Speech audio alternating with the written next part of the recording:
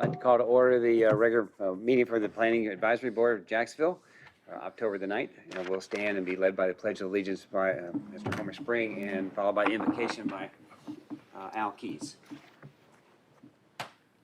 I pledge allegiance to the flag of the United States of America and to the republic for which it stands, one nation, under God, indivisible, with liberty and justice for all. Let us pray. Almighty God, thank you for another opportunity to come and to conduct the business of our city. Give us wisdom, Lord, to make right and appropriate decisions. Lord, be with us. In Jesus' name we pray. Amen. Amen. Thank you. All right. Well, thank you for those who are watching us on G10. We appreciate you. And thank you for those who are showing up for the meeting tonight. So we will move on to the approval of the agenda for this evening. Motion to approve the agenda is presented. We have a motion to approve. Second. And a second by Ms. Moore. Those in favor, raise your hand, please. Okay, very good. Thank you so much. Review of the minutes from last month's regular meeting, September the 11th, 2017. Any additions, corrections at this time? Hearing none, I need a motion to approve those minutes as presented from last time. So moved. Second. Motion and a second. Those in favor, raise your right hand, please. Great, thank you so much. City Council update. Bob Warden, how you doing, sir? I'm doing well. Hope Good. everyone else is. Yes. The only thing that we had on our item of business that related to y'all was the Abra body and glass shop, and we did approve the special use permit and site plan for that, so just like y'all did, so. Great, Other than that, been pretty quiet. okay. We did have a workshop on what y'all are just gonna get some discussion and some feedback on tonight, so in Okay. regard to that, so. All right. Thank you. Thank you, sir. All right, I see there's no old business, so we'll just move on into the new business. And we have a building ad hoc development committee report. Good evening, Mayor. Sorry, Paul Mayor. Good evening, Mayor. I'm not running for mayor. Yeah. I like where I'm at. Good evening, Chairman, Planning Board members. Tonight, I asked that Wally Hanson, for those of you that may not know Mr. Hanson, our Public Services Director, to join me and to help present some information that is relevant to our overall area of development. And we gave this report, as Councilman Warden stated, to City Council back in September, and we felt it would be good to bring that information to the Planning Board as well, because you will see some of the things before you as it relates to some text amendments. Thank you, Jeremy.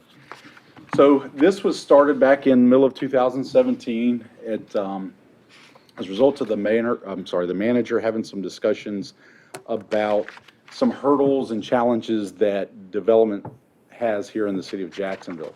And as a result, we had 3 meetings with an ad hoc committee that was established, and I'll show you who those members are here in a moment, to identify barriers for development in the city of Jacksonville. And we focused primarily on single-family residential construction, although there was a couple of things that came up as it relates to commercial, but our primary focus was the fact that we really don't have any subdivisions per se being developed at this time. There's a few lots that are being finished up in Williamsburg, but after that, there's really nothing that is on the horizon as it relates to subdivisions like we've seen over the past 2 decades, like Carolina Forest and Williamsburg. And so we looked at things in the Unified Development Ordinance, as well as our Manual Specifications, Standards, and Design, which is the MSSD, and UDO, as you may know it. And there was, as I stated, 10 items that were identified. And this is going to require future action by the Planning Board in some cases, and the City Council on others, and in some cases both. So that's why we wanted to bring that to you tonight. So here's a listing of the different the ad hoc development committee members as far as on the private side. Internally, you had myself, Wally Hanson, Anthony Prinz, our transportation director. We had Dr. Woodruff, Mr. Ronald Massey, Greg Mashal, our engineer. And if I miss anybody else, I apologize. But we had a joint group between the the development community, and city staff. And we'll start off with the first item of 10, and I'm going to go through the first two, and then Wally's going to take the next couple, and then I'll finish up. And we'll point out kind of the things that you will see as far as the text amendment goes, and then the other's just more background. So the first one we've actually already implemented, but one of the problems that we heard was when we pull our building permits, we got to pay the building permit fees, and we also have to pay the water and sewer system development fees. They used to be referred to as facility fees. They're, in a lot of cases, thousands of dollars. And one of the things that was mentioned was, you know, we would like to be able to kind of wrap that up with our construction loan, but that doesn't usually occur until after the permit's in hand. So we have implemented a pilot program that's already been used through October for, well, we're in October now. So, you know, is to see whether we're going to basically implement this full time. And it's just a matter of whether we accept money at the beginning with the permit or whether we accept it prior to final inspections being scheduled. Our system allows us to kind of create those checks and balances, and so far it's been working fine, and I would imagine that we will continue with that. But that's the first piece. Would you like to ask questions along the way or at the end of each item, or do you want to hold questions to the end? Ian, Okay. Ready to go I'll with say that? it to the end. Okay. Yeah, that's okay with everybody else. So the second item that, oh, this is where you come in. I'll take it. So the second item that the ad hoc committee identified is related to our stormwater ordinance. The city does our own stormwater permitting, and it's basically so that we can control the rules and regulations as required of our stormwater permit that we hold. With that, the state also enforces stormwater rules and regulations in the county. They're very similar.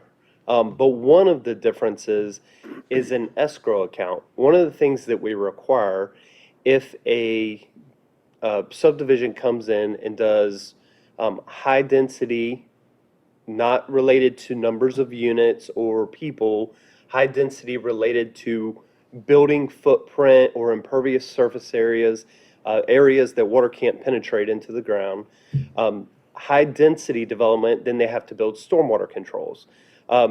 Most people are familiar with detention ponds. That's one of the most common in this area for handling stormwater. Well, the developer has to go in and construct that BMP, as we call it, that stormwater pond, at the beginning of the development. So that developer covers 100% of that construction cost.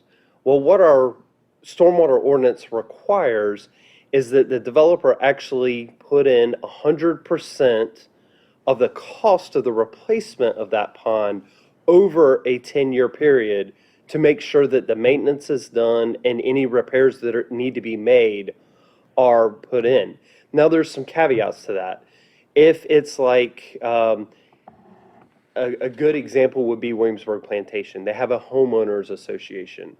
So as the development starts to develop out, they turn over requirements and other items to the homeowners association. In that instance, the developer may not have to put up all 100%. But if it goes 10 years and they haven't started turning those things over to a formal homeowners association, then they do have to put in 100% of the replacement cost of that pond. Well, in the county, you don't have to do that per state requirements. So that's one of the things that they ask us to look at. You know, that's somewhere that we do differ significantly. You know, there's some questions about, you know, is 100% the right amount? Because essentially that facility is constructed. So now we're talking about repairs, ongoing maintenance, those kind of things. So 100% may not be the right number. This came about through the Stormwater Advisory Committee.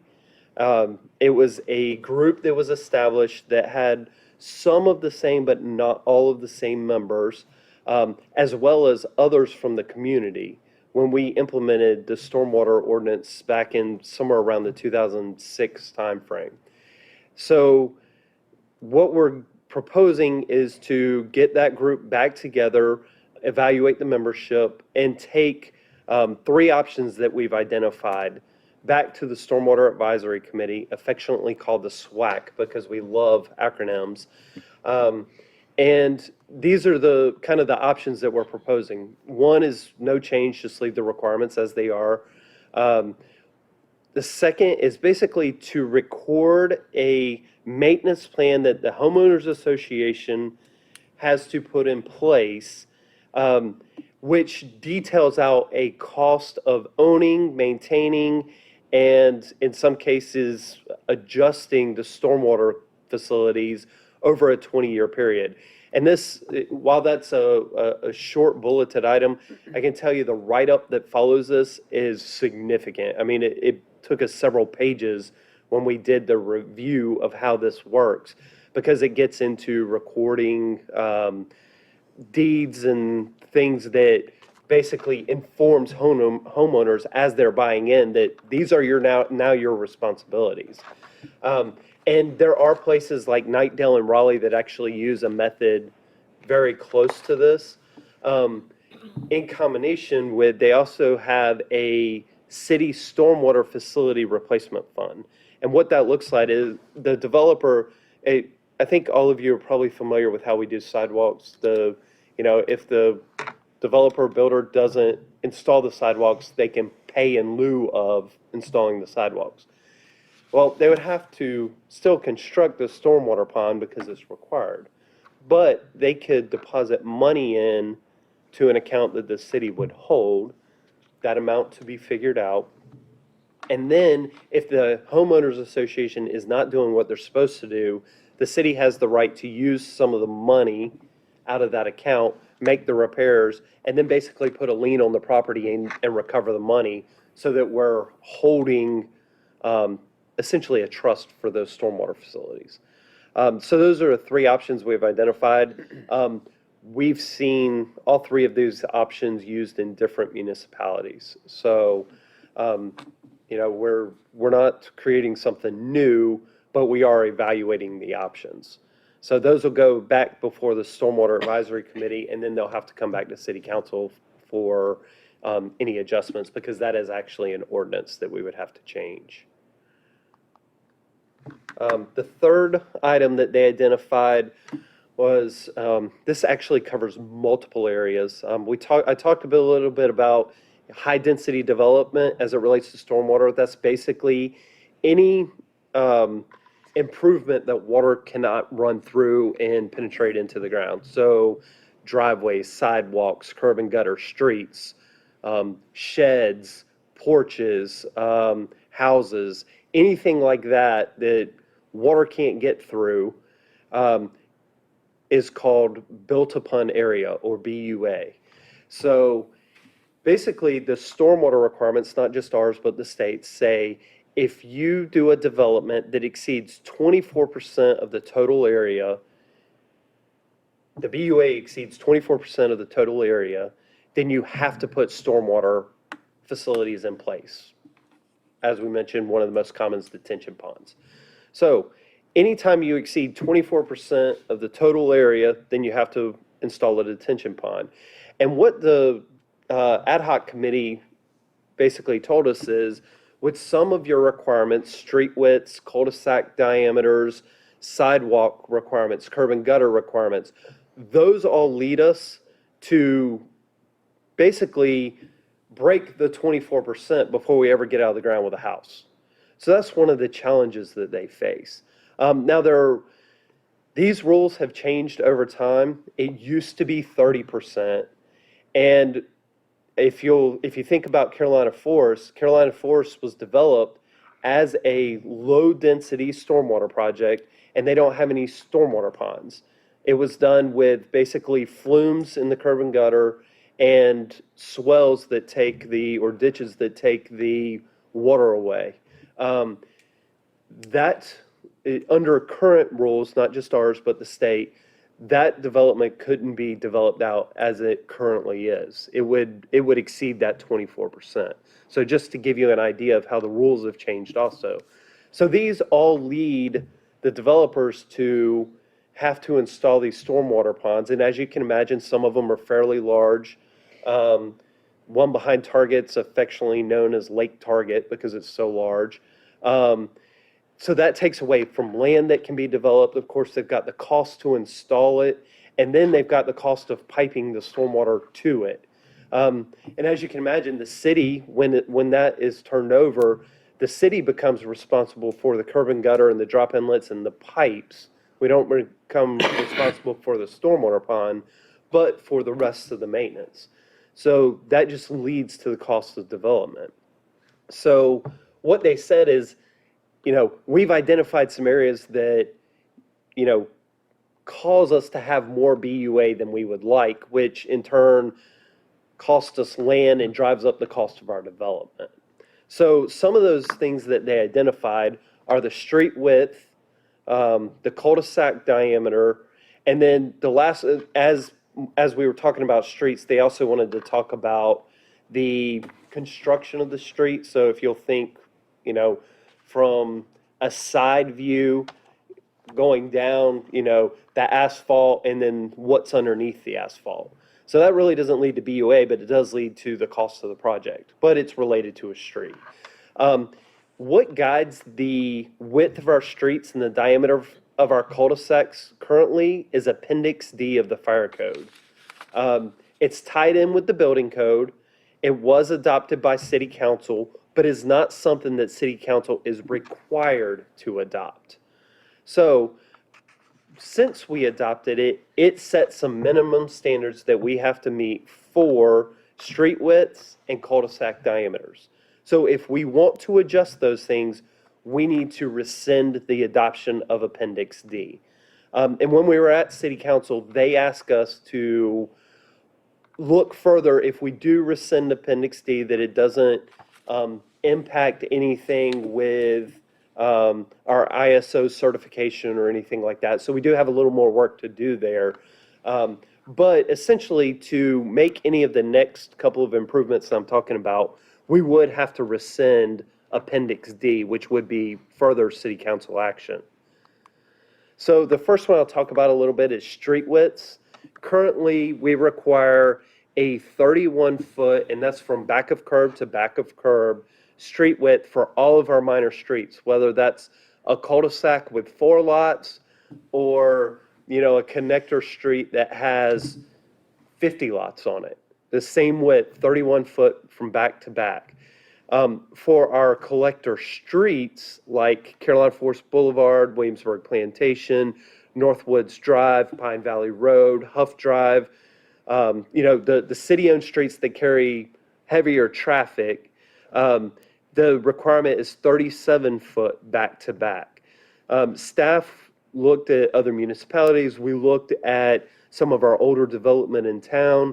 And basically what we came up with is that we could support an alternative where we would narrow that some. And those would look like a 26-foot back-to-back, so back of curb to back of curb, for the local streets, and then 34 feet for the collector streets. And I said, when I said that, I said in certain situations we could allow that. So one of the things that we identified, and I'll give you an example of this in a minute, is that our street widths do allow for some on-street parking.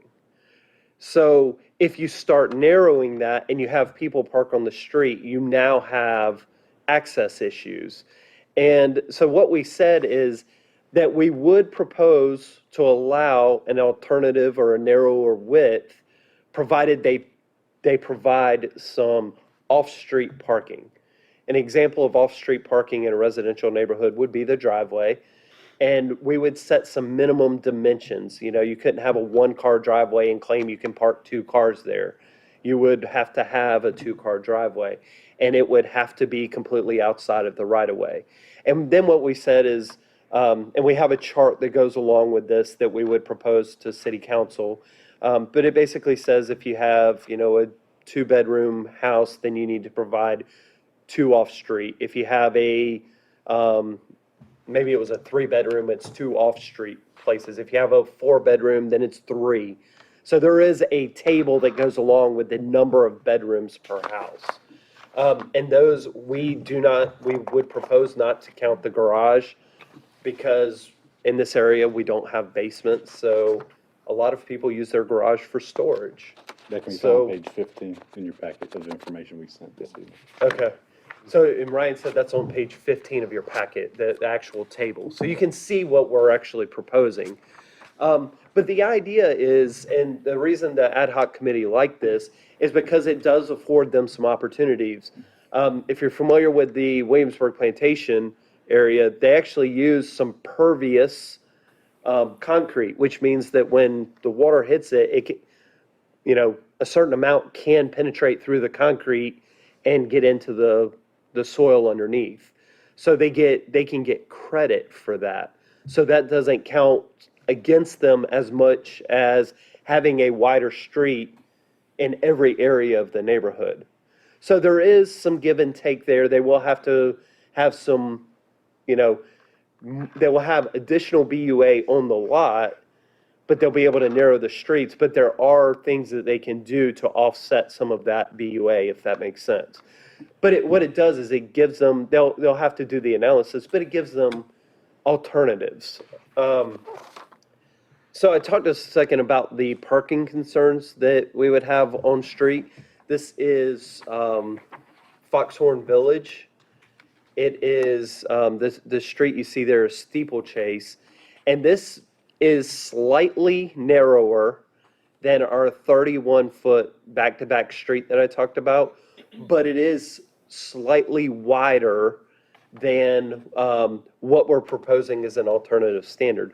But if, Ryan, I can get you to circle a couple of driveways that have cars in them, you'll see that literally you can get, Alan will help us out. You can see that you can literally only get one car in a driveway. So what happens? They park all along the street. And if you look at the lower end, you'll actually see 2 cars parked side by side. Yes, right there. You'll actually see 2 cars. In that area, there's only about 12 to 15 feet for a vehicle to pass in between those 2 cars. And where that's of real concern is where you have a fire truck needing to get access. It actually creates a little slalom course for the fire truck. So when we were talking with the fire department about this, their comment was, if you can get them out of the street, we're fine with narrower streets. Our concern is really with the access. So as long as you can give us good access, we're not necessarily worried about, having that street narrower. So that's really where our concerns came from. And as you can see, this is a direct example in town of an area that we have problems all the time. Let's see, I got it. The next is cul-de-sac diameters.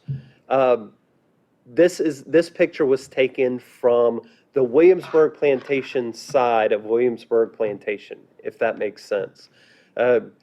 Williamsburg Plantation has 2 sides. It has the original side that was developed along Williamsburg Plantation Boulevard, and then there's a whole separate section that's accessed off of Western Boulevard behind Lowe's Food. This area is actually, is it Albany? It's Fairmont. What section is that? It's near the Taco Bell. So this section, if you go down past the Taco Bell and take a right, this is one of the cul-de-sacs. This is an 80-foot diameter cul-de-sac. So this was allowed up until 2006. So our current standard is 96 feet. So that changed right around the 2006 timeframe. That's what it looks like. So the dark blue circle would be the asphalt for a 96-foot diameter cul-de-sac. The light blue outer ring that you see is the additional right-of-way that's required to put in that 96-foot diameter cul-de-sac. So in this situation, not only is the developer having to plan for more built-upon area, they're also losing quite a bit of developable area around that cul-de-sac. So this is one of the things that they identified. And as you can see in the previous picture, an 80-foot diameter cul-de-sac is plenty sufficient for what we need. And when we talked about this to the fire department, they didn't have any concerns with going back to the 80-foot like we had prior. So that's basically our recommendation will be to council to go ahead and make that change back to an 80-foot diameter cul-de-sac. Is there any questions on that? All right. The second thing that I told you or third thing, I guess, that I told you didn't really relate to the built-upon area with stormwater, but was related to streets, that's all right, I work from up there, was that the street thickness creates challenges. So for one of our local streets, they have to basically cut the street down. They have to compact it. We proof roll it, which means we run a fully loaded, we can work off this, it's all right. We can run a fully loaded dump truck along that street and it not pump, which means it doesn't move. Then we require them to put 8 inches of stone. We run that fully loaded dump truck back across it and make sure it doesn't move again. And then we put 2 inches of asphalt on top of it to seal it. Most people think that asphalt is what gives a road its structure. It's not. It's what's underneath of it. The asphalt is really there to seal up what's below it. So the graphic in front of you is an illustration of what we require under a street. So you can see, let me go back one before I explain. In our local street, we required basically what I just described, 8 inches of stone, 2 inches of asphalt. On a collector street like Williamsburg Plantation or Carolina Forest Boulevard, we actually require a geogrid, which is, a plastic blanket that helps bridge the soil underneath.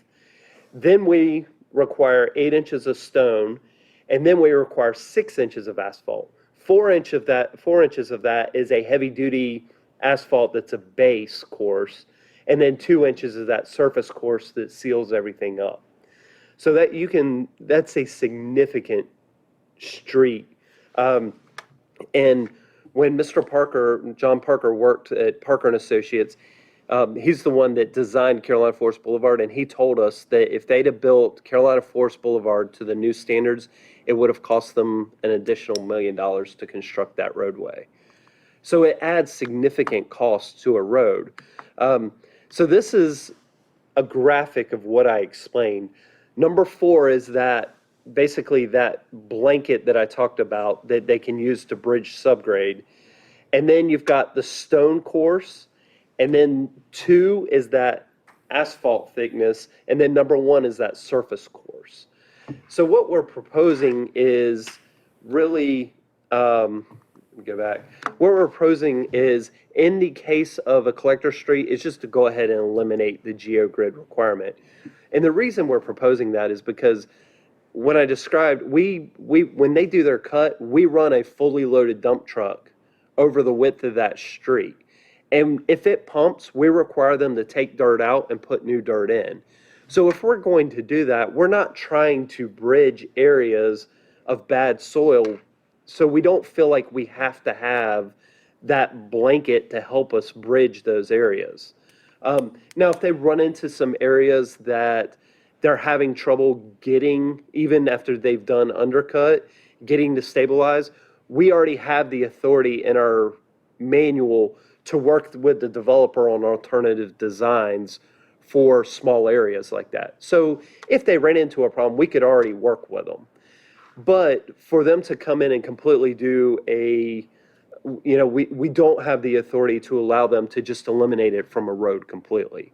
So we're proposing to just go ahead and make that change and eliminate that geogrid, which will save some money. And then we do have a proposal which is literally an appendices that if you want to read, it'll put you to sleep. So if you have trouble sleeping, let me know. But that appendices basically gives them some alternatives if they have good or excellent soils. Now, I can tell you that Jacksonville doesn't have a lot of good or excellent soils, but in the cases we do have those good or excellent soils, then we would allow for alternative designs. So, and those are dependent upon the soil. The next thing that they identified relates back to the stormwater requirements. We require 24-inch curb and gutter along all streets. Now, the curb can be one of two types. It can be the bull nose, the straight back curb, some people call it. It's probably what you're most familiar with. It's 6 inches and it comes almost straight up and it just kind of, it's got a radius at the top and rolls back and then, it goes into the grass. The other type is a mountable curb where it's a smoother transition, and a lot of people use the mountable curb because they don't have to come back and cut out a driveway. You can pretty much just drive over a mountable curb, hence the name.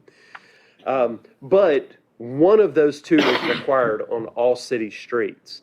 So the developers came to us and said, in the county, we can actually build strip pavement roads. So the water would just run off the pavement into a grass swell. So there's no curb and gutter, there's no catch basins, none of that. And I actually have some examples. This is a picture of Pine Valley Road in city limits. It was constructed before we annexed that area. And this shows an example of strip pavement. There's a sidewalk there. This is a great example of, we would rather have that sidewalk behind the ditch, but we didn't have the right of way when we put the sidewalk in. So you go straight from asphalt to grass to sidewalk to ditch. Here's another example of a curb and gutter street of a strip pavement street that does not have sidewalk. So you can see the road, the water from the road just runs off into one of the roadside ditches. And you can see that's not the only bridge in this area, the Mailman Bridge or whatever you want to call it. Those are all up and down this area. But this is what they're allowed to build in the county.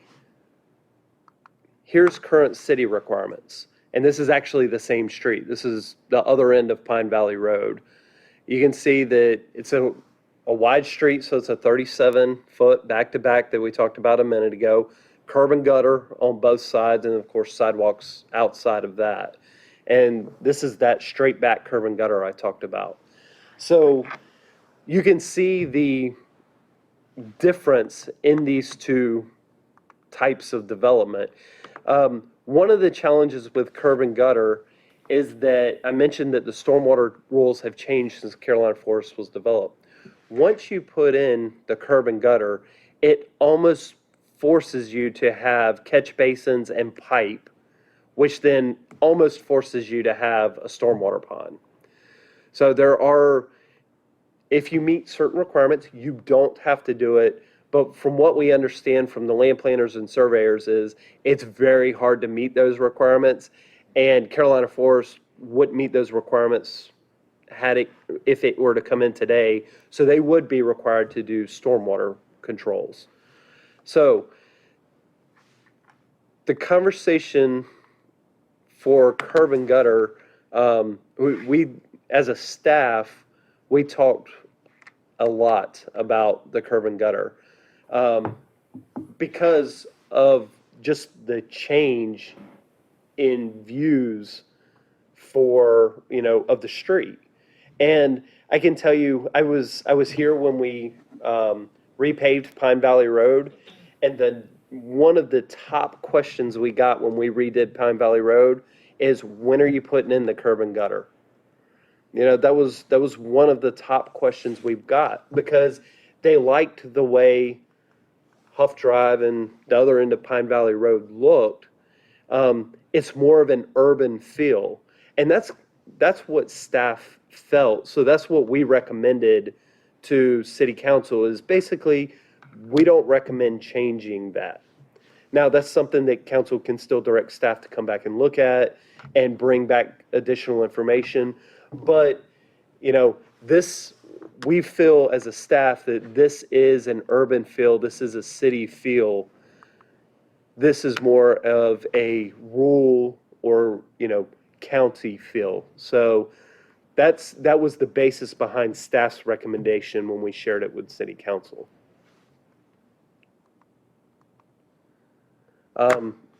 The next item that came up is the requirement for sidewalks. Currently, we require sidewalks on both sides of the street.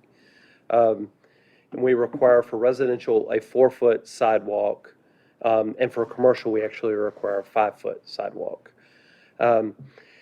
City council, or sorry, our recommendation to city council is to consider 3 options. I can tell you that in the 15 years that I've been here, this has been talked about multiple times.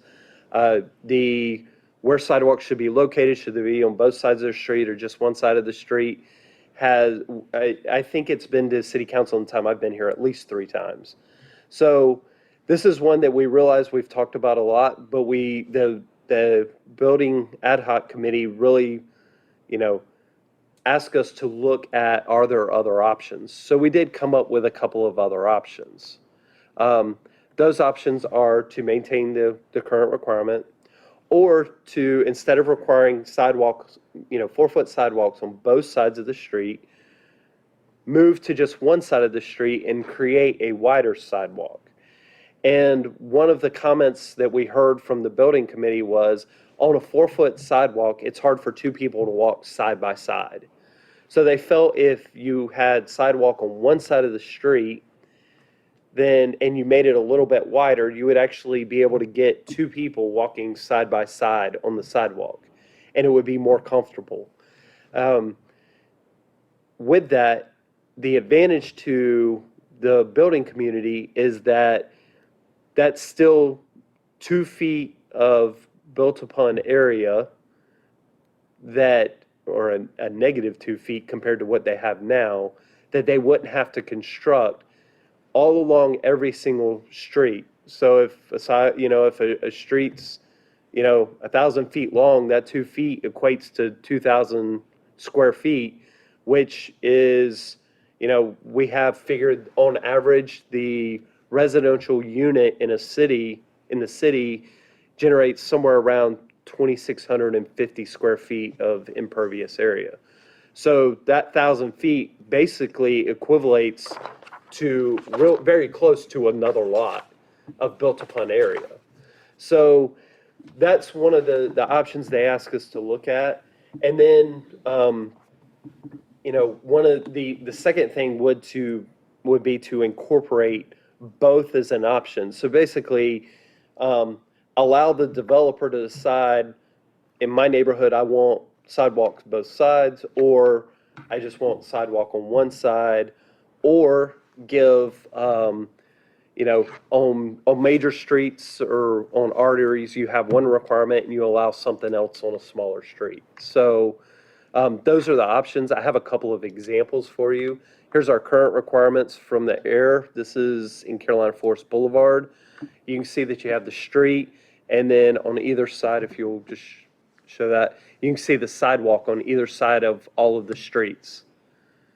So it does create nice loops and walking patterns, which is, if you go back to one of our old sidewalk plans, that was one of the key components to that plan, was to create those loops and create good walking patterns.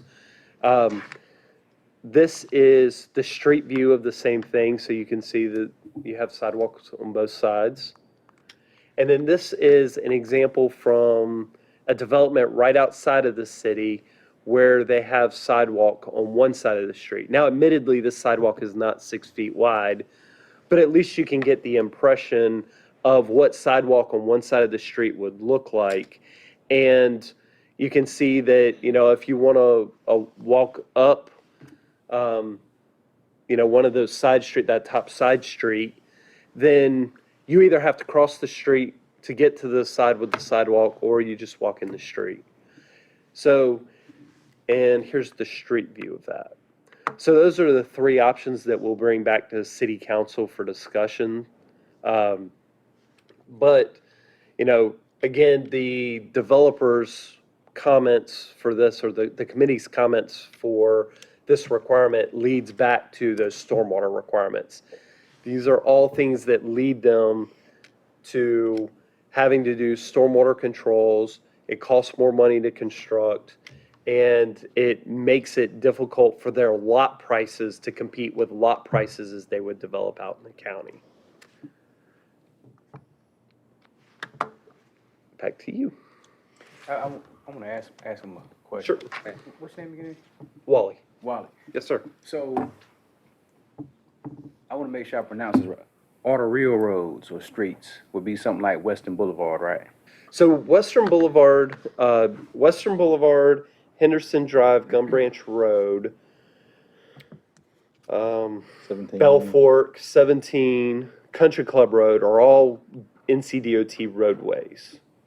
And this is their major So- thoroughfare. The major And arteries? those are major thoroughfares. Okay. So when we're talking about street construction or anything like that, we're not talking about those streets. So when you say, when you're referring to collector streets, you're saying like, I think of one, Huff Drive. like Huff Drive or Country Doors. Club Road? Country Club Road, would that be one, or? It would not. Well, Country Club Road would be a major thoroughfare, so that Okay. would be an NCDOT street. But Huff Drive. Huff Drive? Huff Drive. Northwoods Drive, Doris Avenue. Doris Avenue. Doris.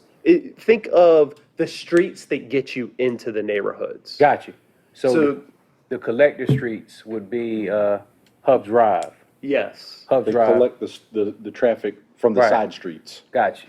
So it'd be Yes. like Huff Drive or no? Yep. Yes. Okay. Yes. Huff Drive is a collector street. So as far as the GeoGrid right now, because I'm trying to understand, like, if they set a standard to have GeoGrid, that's like for more reinforcement.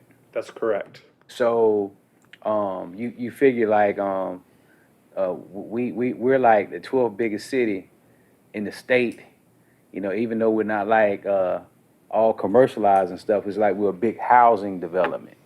And there's like a lot of traffic going through this. So in the long run, would it have any negative impact on those, collector streets per se if we don't add that additional reinforcement? Because I live in Riegelwood.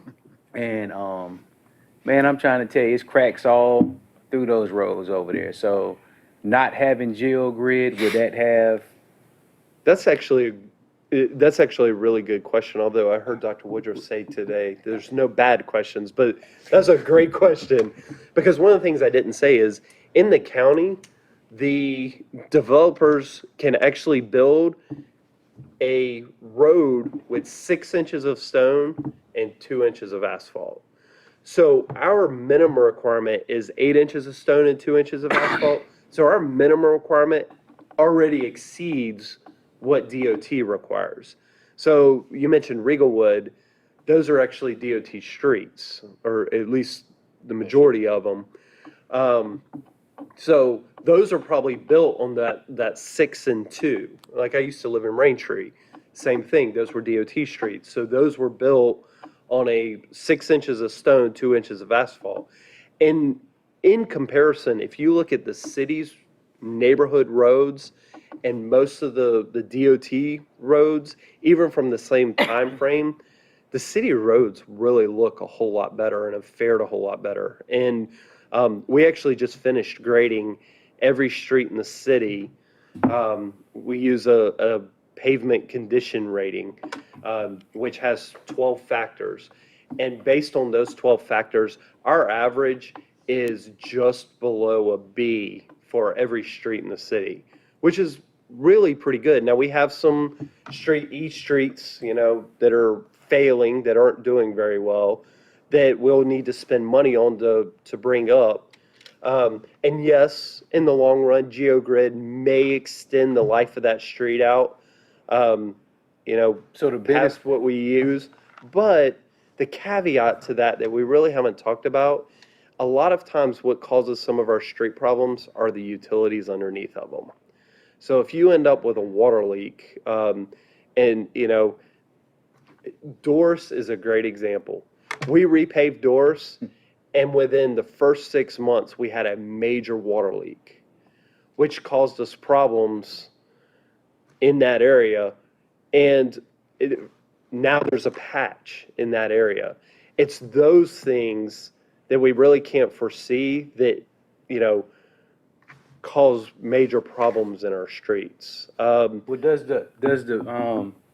the use of GeoGrid and collect the streets, does the benefit outweigh the cost? That's my question, mate. I would rely on our senior civil engineer, Greg, to answer that question, but I can tell you that he's very supportive of not requiring the GeoGrid, especially with the construction standards that we have. Because I asked that because right now we have a standard.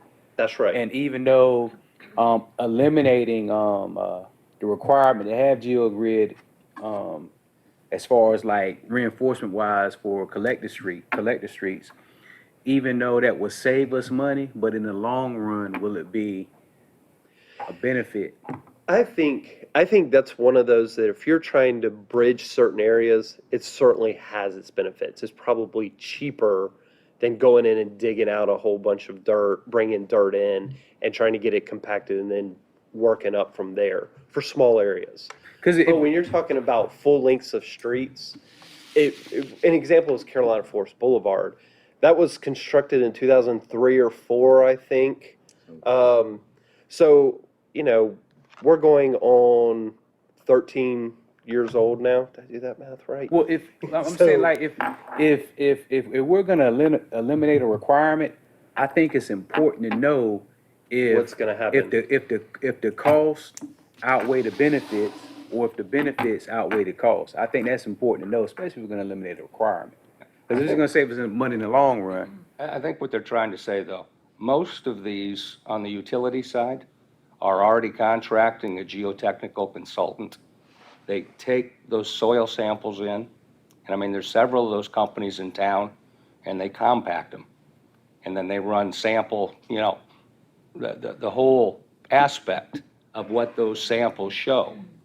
So it allows them to figure out, is that subsurface going to be able to withstand not needing the liner, or should we put the liner in? I fully understand what he's saying. Yeah. But I'm still asking the same question. Oh, Does the cost outweigh the benefit, or does the benefit outweigh the cost? Because we're eliminating a requirement that we have in an existing standard. And I think that's something that we should know if we're gonna eliminate a requirement. I agree. You know, I'll just go back to Carolina Forest Boulevard because it's the only thing I really have to work off of. You know, Mr. Parker told us up front that that road would have cost us more than $1 million to build, more than what it cost. You know, To add the geofabric. to add the geo grid and the additional asphalt. But we're proposing to leave the additional asphalt, but take away the geogrid. But, you know, most of the time, streets are built, and I think the time frame they throw out is roughly 20 to 25 year lifespan. We're seeing much longer than that out of our streets, because I can tell you there's streets in Northwood that look good that we haven't touched in 20 years. There's some that look bad too. There are. And it comes back to what's underneath of them. You know, is what's underneath of them, because do they look bad because of what's happened with the utilities underneath? And there's some that look bad, there's nothing wrong with. People will drive down a street and see the asphalt completely cracked and think that that street has failed. But that street hasn't necessarily failed. It's just that the asphalt is cracked and doesn't look the best. And those are places that we're trying to focus and go in, and what we'll do is we'll go in and mill that asphalt off, but the subgrade underneath is perfectly fine, and we'll repave that, and it looks like a brand new street. And we did nothing underneath of the asphalt. All we did was mill it off and put new asphalt down. But doesn't I think in this case, Yeah. the little bit of life that we would get by having the geogrid probably does not outweigh the upfront cost. Okay. But the GeoGrid does mitigate the occurrences of cracking though, right? No, cracking happens from a number of different reasons. But does it mitigate it? Probably not. What it does is it mitigates from what's underneath sinking. Okay. Because it kind of bridges the road. So if you have one spot fail, then it kind of bridges that area. What leads to cracking is shade and water standing and low traffic volumes.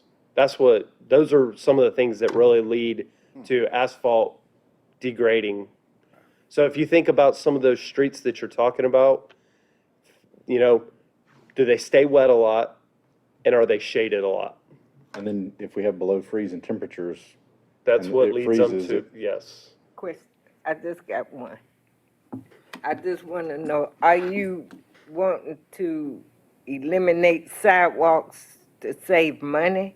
Is that the reason that you want to In change the way they are now, the It's requirement? yes, the primary reason is because it would make it cheaper for the developers to develop out a subdivision.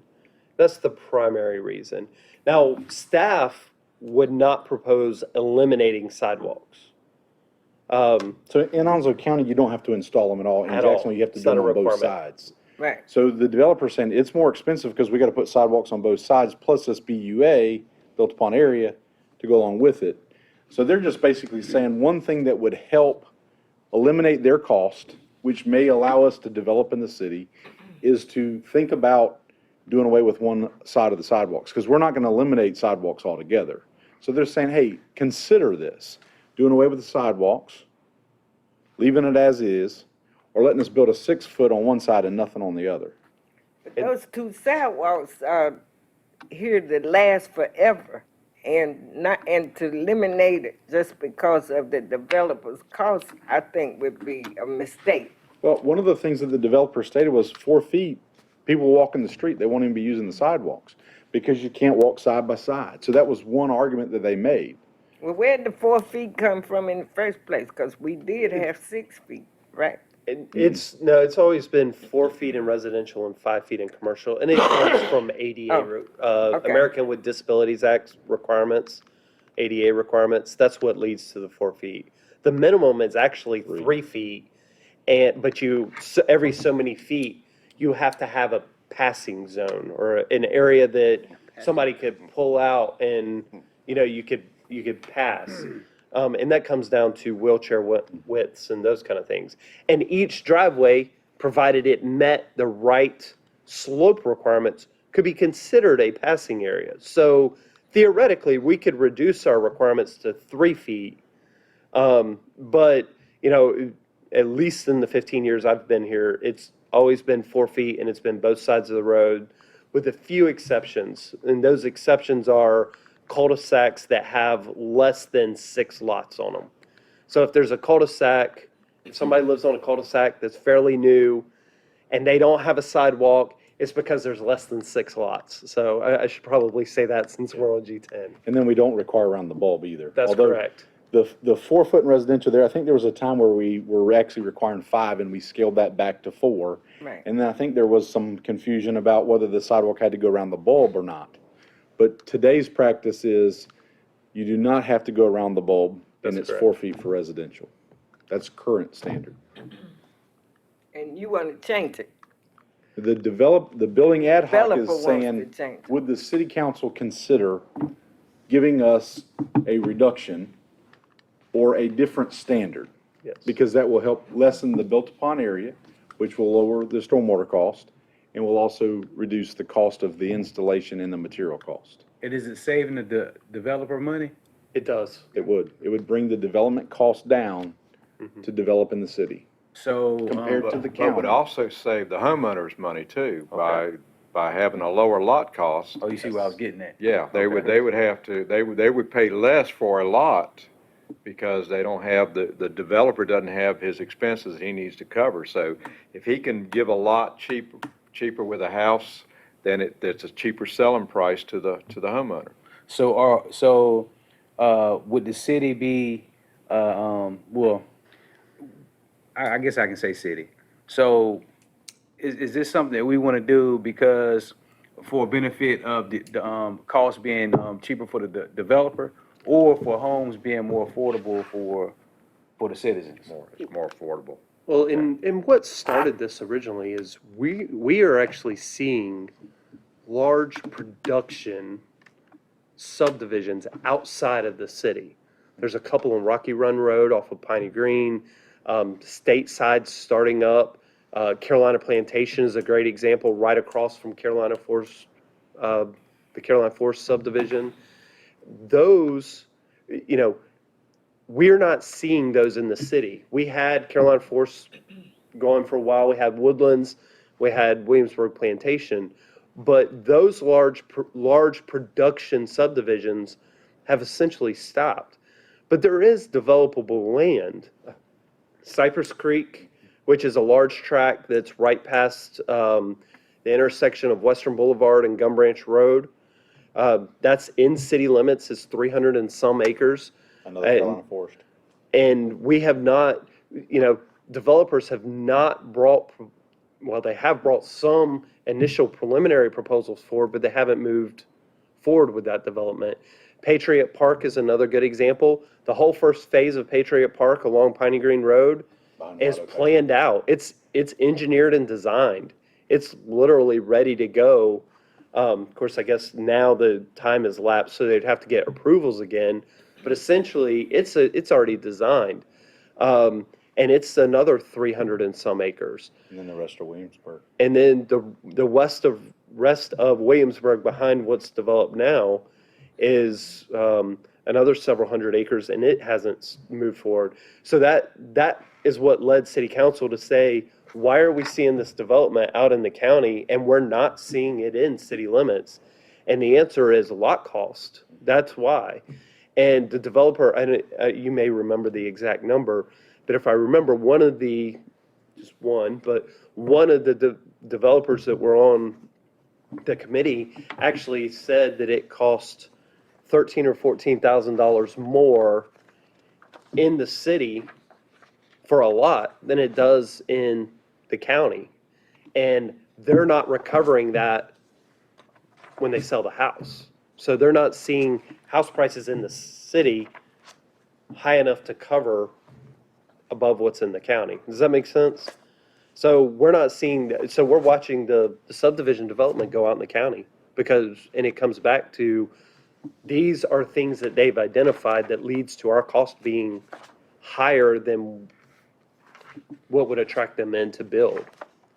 So some of this is, city council ultimately, has something to decide. There may be some things we want to give on and some things that we don't, because, we don't want to give up the look and feel of our city just to lower the cost to bring in development that we may or may not want to see. So you can change the design that calls for curb and gutter and have 2 sidewalks.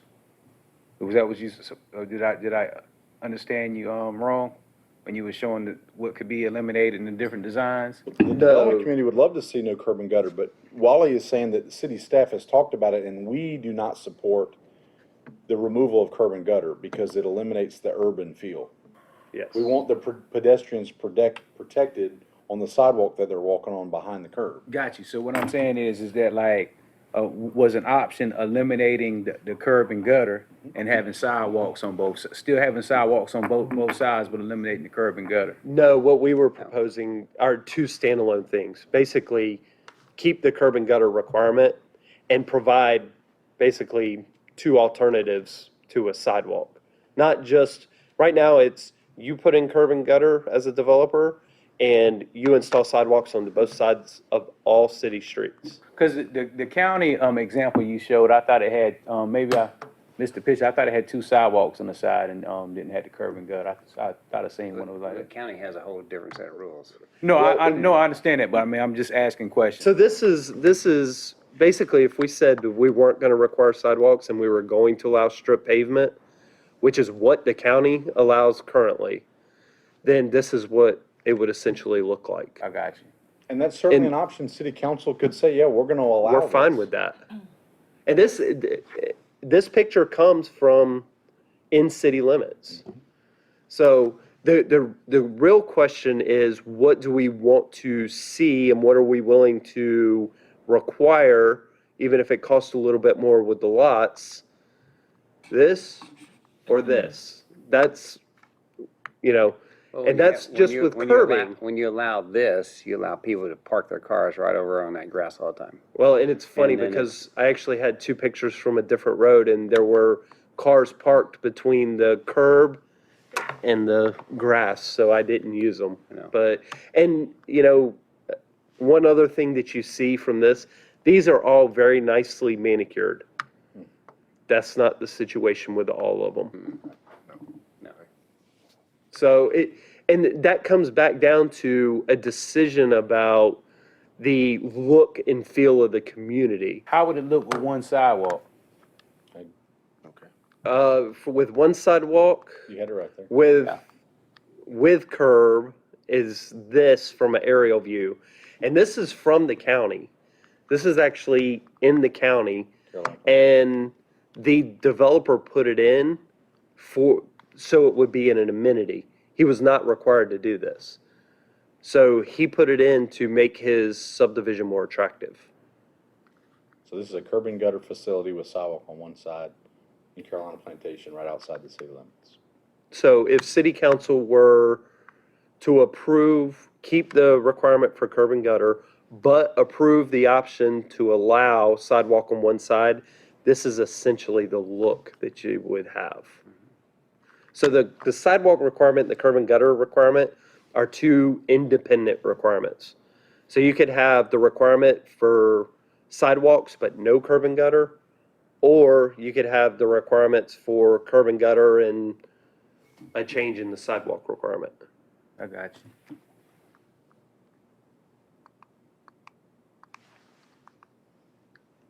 So go This back one, to right? item 7. So this is actually another item that the state law has already changed. So we are not able to require 10% of the estimated cost, or not estimate, yeah, the cost estimates to build the subdivision.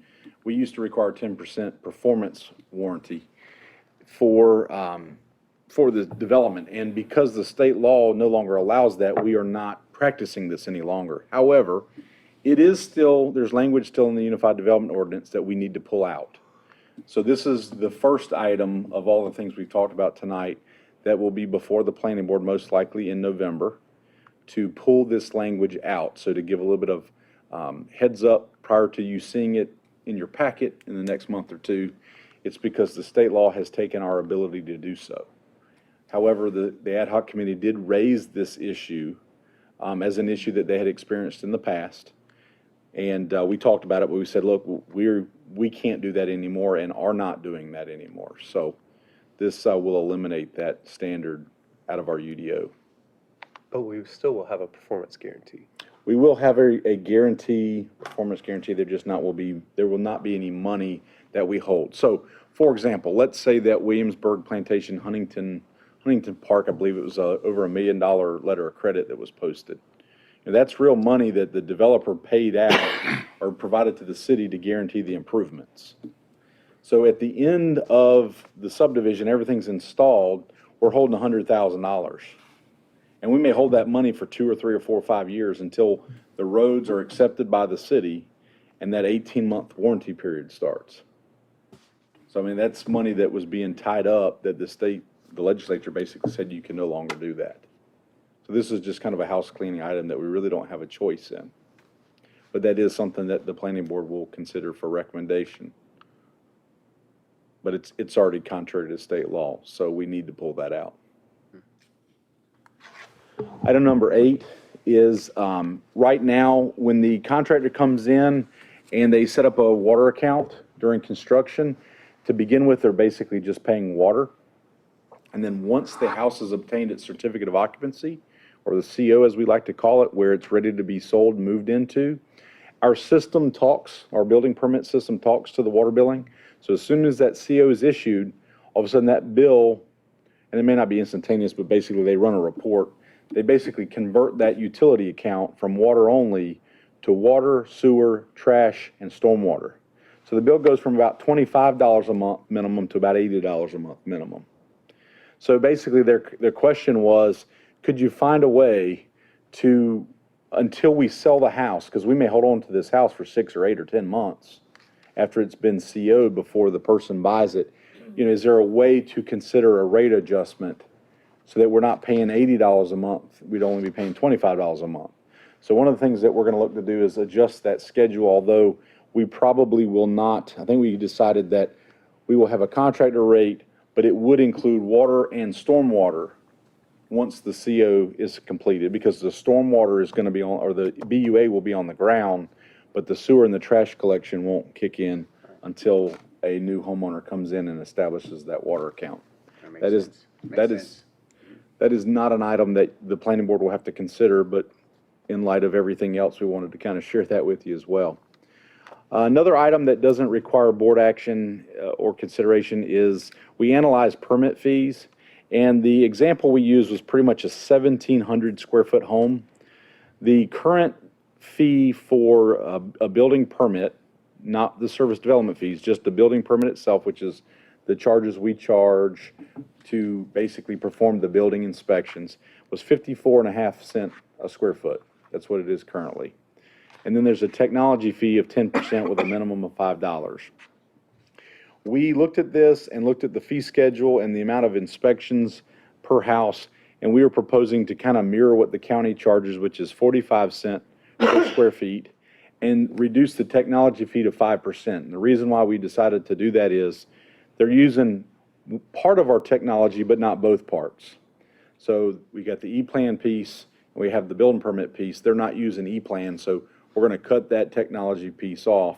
And that would basically put us to within $14 on a 1,700 square foot house when comparing ourselves to the county. So we think that puts us in line to where the permit fees will be equal. And then the final thing that we have is one that is a UDO text amendment that would be required, and that's pertaining to exposed foundation requirements in downtown districts for residential. An 18-inch minimum foundations required. In all other zones, a 12-inch exposed foundation is required. We are proposing to leave the downtown at 18, but kind of meet in the middle and drop that 12 inches down to 8 for the exposed foundation. And the reason why we weren't willing to suggest to City Council that we, or the Planning Board, that we eliminate it altogether is that we believe that the 8-inch exposed foundation requirement allows some protection of the future homeowners, that landscaping's not basically built up, sod's laid down, and all of a sudden you end up with water running into the front door. We want 8 inches of exposed foundation still. And we dropped from 12 to 8 because basically that's a row of block. So, that's why we chose 8. And the building code, I believe, requires 6 already, but we wanted a little bit beefier than the building code. So this is one that you'd see, and we're going to clean up the verbiage you'll see on page, I believe it's page 14 of the information we sent to you in your planning board packet. We've kind of already drafted the language that we would use and what we would eliminate from the UDO. So that's a section that we'll move out of Article 5. We'll tweak that, which would reduce that. And based on that, that kind of concludes. Yes, sir. With that 8-inch, would that lot have to be elevated? Would the lot have to be elevated? You're saying 8 inches of exposed foundation. Would the lot also have to be elevated from the street level? No, if you've got the finished grade of the lot's here, basically Yes. that concrete's going to sit up 18 inches above the grade. Versus basically a slab on grade where, the dirt and the slab could, like your accessory buildings are, where, you could have water run into the building. This would actually require that it sits up. Right now it's 12, we're just talking about dropping it 4 inches. So it's going to save them a little bit of money, but, it's not going to be a complete savings, the difference between the 6-inch minimum building code versus 8. So there'll be a little bit more cost. It appears to me that the lots with slabs on them are elevated from street level. Seem like they're up a little bit where the foundation is.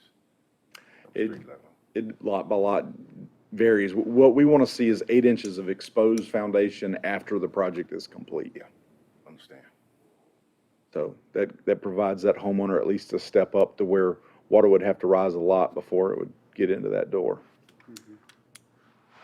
So to kind of, summarize what we've talked about, our next steps are some fee schedule amendments. We're going to basically bring back the SWAT committee for consideration of item 2, and then we'll have some MSSD text amendments that Wally will work on, and that will be city council approval. And part of that's tied into the revision of appendix, or the rescinding appendix D, and then UDO text amendments for items 7 and 10 that we discussed here most recently. And that concludes our report to the planning board. I'd be happy to answer any questions that you all may have at this time, and I appreciate Wally for joining us tonight. And the power situation, we knew that was a possibility, and they got some work they're going to be doing tonight. And I actually had a heads up on the second one, but I forgot to mention that to you before I started on item 7. So Good job presenting, Wally. Oh, thank you, appreciate it. I have a question regarding the need for retention pond. Is that based in any way on the size of the lot and the size of the building? In commercial development, yes. Commercial development, yeah. In commercial development, it is. Although they still look at the overall development of the entire parcel. So if somebody starts with a large parcel and starts cutting that up, then it's basically, they look at the entire development. So when they looked at, do us some form when they were with Academy. yeah, so that's a great example. Western Forum, which has Academy Sports. Yes. The stormwater retention ponds actually cover more than just Academy. They cover some of those out parcels that are yet to develop. Yes. So they looked at that as a common development. So in some cases, in commercial development, they look at, it may just be one lot because it may be a very large lot like a shopping center, or it's the areas of common development. In that case, they actually put in, the site where Academy Sports is, they have 1 or 2 out parcels and they put in a street. So all of that is covered by the stormwater permit. In a residential subdivision like Williamsburg Plantation is a good example. It was not low density development, it was high density, so they have stormwater ponds.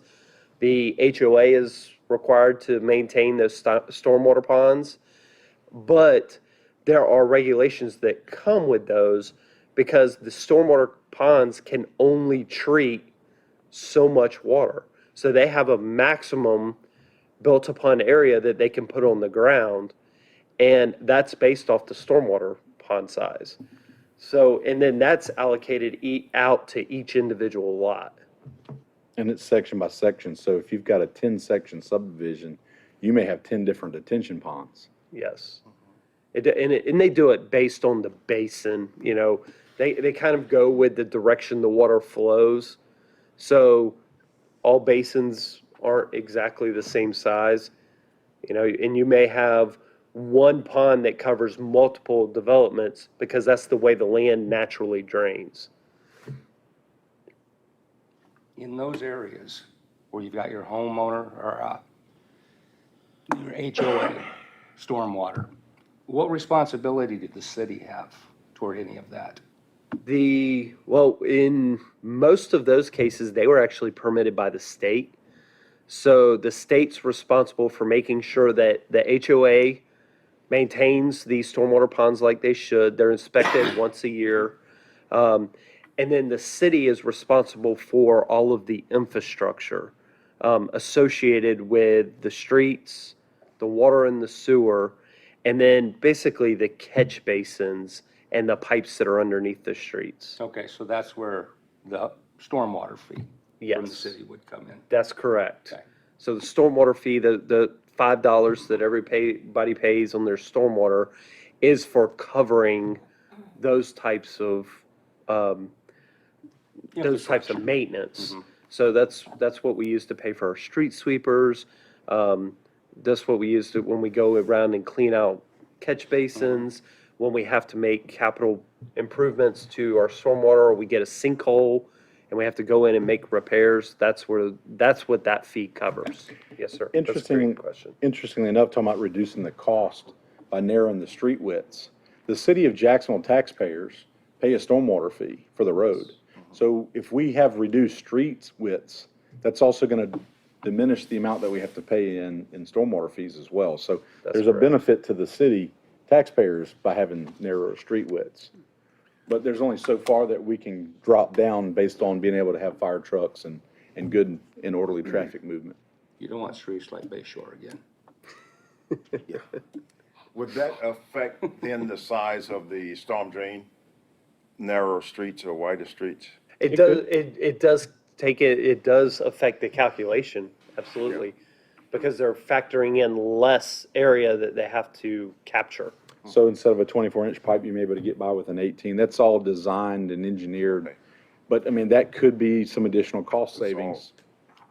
Okay. So when you add it all together, you know, if there's some changes that are made, it may entice some development back into the city of Jacksonville. If council is willing to revise the standards.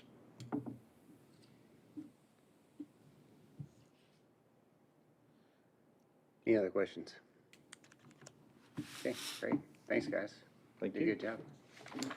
Thank you. All right, so we will Very move on to informative. reports. The only thing I have tonight is for my so-called One City moment with the One City campaign this year is that there is going to be a forum tomorrow night here at City Hall at 5:30 on opioid use. So it's open to the public. It will be live on G10, and then obviously it will also be replayed, I'm sure, and on G10. But you know, we'd encourage everybody because it could impact anybody and everybody around us and or yourselves. So Please just come. as kind of a, you know, throw that out in case anybody's interested in attending that event tomorrow, which will be Tuesday, 5:30 here at City Hall. That'll be Tuesday, October the 10th. That's all that I have, Chairman. Okay, thank you. All right, so I see there's no other items before us, so I will go ahead and entertain a motion to adjourn. So moved. Okay, great, thank you very much. Have a nice evening.